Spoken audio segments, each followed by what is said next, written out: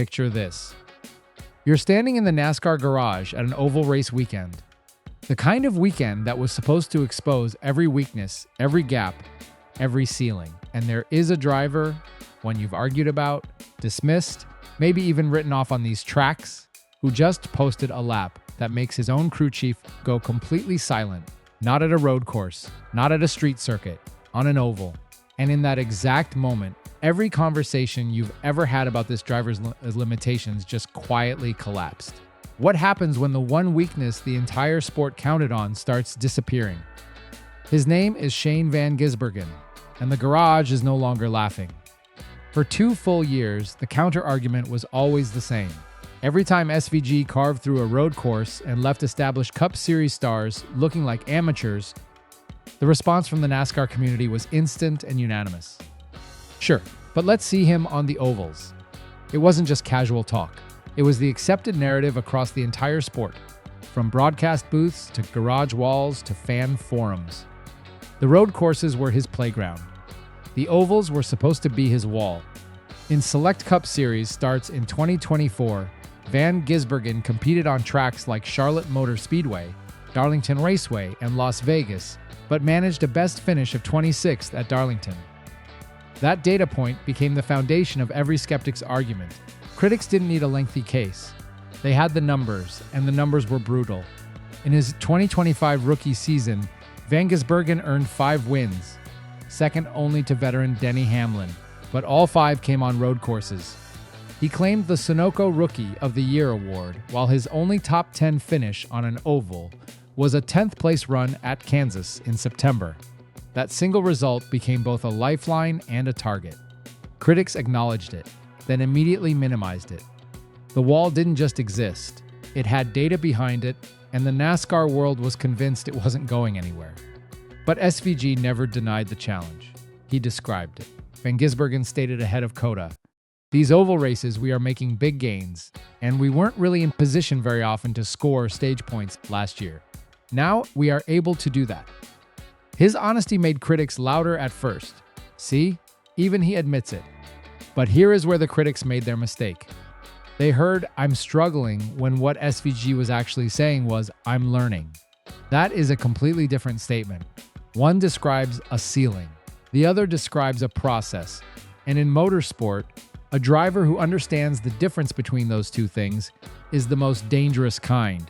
Before we go further, NASCAR Racing Central is closing in on 1,000 subscribers, and this community is the reason this channel exists. If you haven't subscribed yet, hit that button right now. Drop a like, leave a comment, and share this video with every NASCAR fan you know. This breakdown only reaches the people who need to see it when you share it. Now, back to the story. And then something changed. Through 11 Oval starts to begin 2026, the number 97 team recorded 5 top 15 finishes, including a personal oval best of 6th at Echo Park Speedway. And SVG was ahead of teammates Ross Chastain and rookie Connor Zilisch most weeks at ovals. This wasn't a single breakout moment. It wasn't one headline race. It was quiet, measurable, week-by-week progress, the kind that is far more dangerous than a one-off result. The radio calls got sharper. The tire management improved. The fear factor that critics had always counted on began to evaporate. SVG reflected on his Charlotte run. "I think it's always just time and always learning stuff. Even at Charlotte, just learning stuff throughout the race and learning the flow of the race better. And then the further up front you are, the better people race you as well. So that's always nice." That statement is not the language of a driver surviving. That is the language of a driver developing. And there is a critical difference between those two things at the Cup Series level. At 2026 Daytona 500 Media Day, Van Gisbergen was asked directly about his best oval result at Kansas. He answered, "I guess it was later in the year. We were just getting better and better. I think we had some races where we had better speed than that, but I didn't get it right, or we got crashed out or something. I felt like we were getting toward the top 10 more often than not at the end, which was really cool." That last sentence is the one that nobody in the garage took lightly. More often than not. That is not a driver clinging to one good result. That is a driver describing a pattern, he added. I think we did evolve a lot in the second half of the year. Trackhouse Racing owner Justin Marks signed SVG to a multi-year contract extension, citing rapid oval development as a key reason. We have someone here that can win anytime we show up at road courses, and winning is so important here in the Cup Series. What kind of excites us at Trackhouse more than anything is his speed of development on the ovals. We feel excited and comfortable to make a longer-term commitment to Shane. We think he's got an oval win in him in the Cup Series. When a team owner commits to a multi-year extension and specifically names oval development as the reason, that is not a hopeful statement. That is a business decision backed by data. The rest of the NASCAR field started paying attention. Christopher Bell explained the structural challenge SVG faces. The format that we race under today, with one set of tires for a 20-minute practice session, I think has taken him a little bit longer to develop the oval stuff. That is one of NASCAR's most accomplished active drivers, acknowledging that SVG's development timeline isn't a talent problem. It's a format problem, Bell added. When I look at how his oval stuff has improved, I'm not surprised. I think he's really knowledgeable. I think he's got a great feel for just natural balance behind the wheel, which I think is a really big deal. NASCAR insider Bianchi framed the challenge clearly. He doesn't have to be great on ovals. Finishing top 10 is outstanding, but you can just finish top 15 most weeks on ovals and then continue to do what you do on road courses. That's the recipe for him to get in the chase. That is the formula that now has the rest of the garage uncomfortable. SVG doesn't need to win on ovals to become a legitimate championship threat. He just needs to stop losing ground on them, and the 2026 data shows that process is already happening. Ross Chastain, a 5-time oval winner himself, has taken notice of his teammates' development. When a driver with Chastain's oval credentials is watching SVG's progress charts, instead of dismissing them, the conversation inside the garage has already shifted.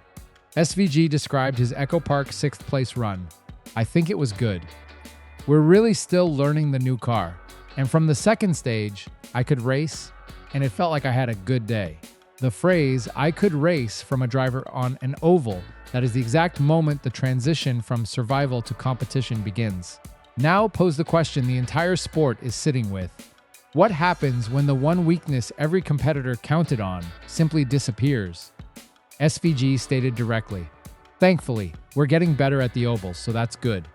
That sentence, delivered with complete calm, is the most unsettling thing any competitor in the NASCAR Cup Series garage could hear. A road course specialist is manageable. A road course specialist who learns ovals is a structural problem for the entire competitive order.